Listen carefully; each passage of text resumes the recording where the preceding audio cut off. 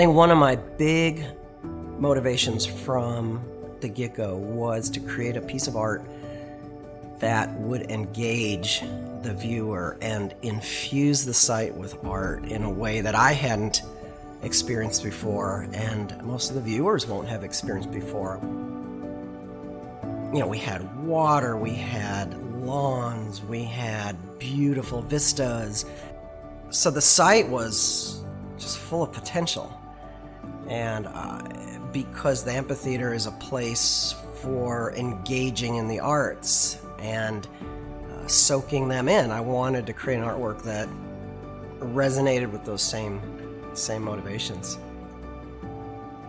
Every piece of art genesis is different. Some, the idea just pops into my mind at 2 a.m. Sometimes it's a struggle, and I'm sketching and I'm working and I'm reworking. And I think initially I was drawn by the flow of the lawn towards the water, and then gradually the idea of a series of shapes, creating something more on the abstract side, because I had never really envisioned a representational or realistic treatment to the piece.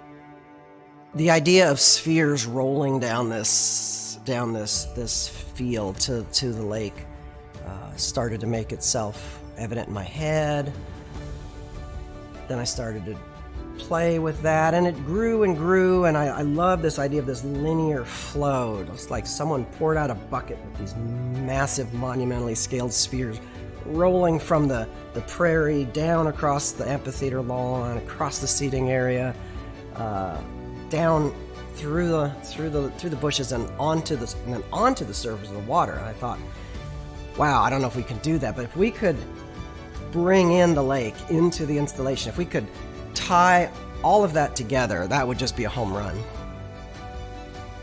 People hear the word artist and they have this image, I think, in their head of this beautiful, well-lit studio with the classical music going and a little beret and some frappuccino, and maybe with a painter, but with a sculptor, you can see we were very hands-on. Yeah, everything we do is like hot, heavy, sharp, loud.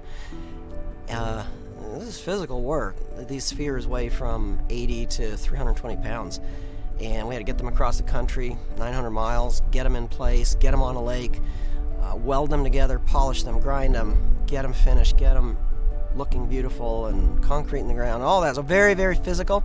But what is so cool about sculpture is, especially this piece, highly, highly immersive.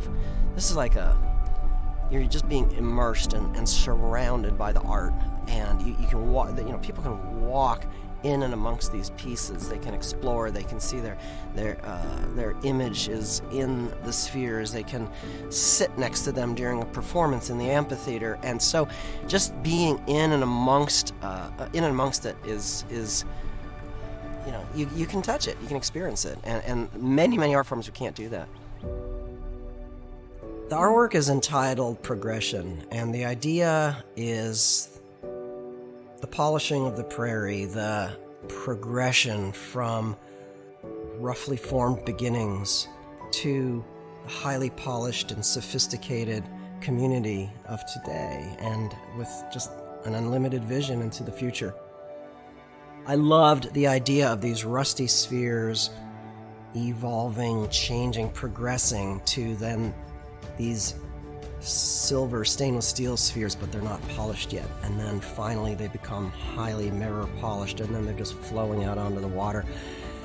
It also represents the function of the lake, which is in essence a retaining pond, and how it's filtering our water, and it takes the rough groundwater, the runoff, and then it filters it and ends up with this clean, usable resource.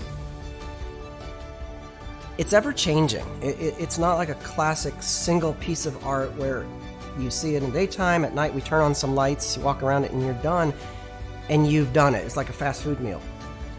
I wanted to create something, and I hope this piece is something like a 5-star restaurant where you want to keep coming back, because it's going to look completely different at night. It's going to look completely different on a sunny day from a cloudy day. In the winter, the aspect will change 100%.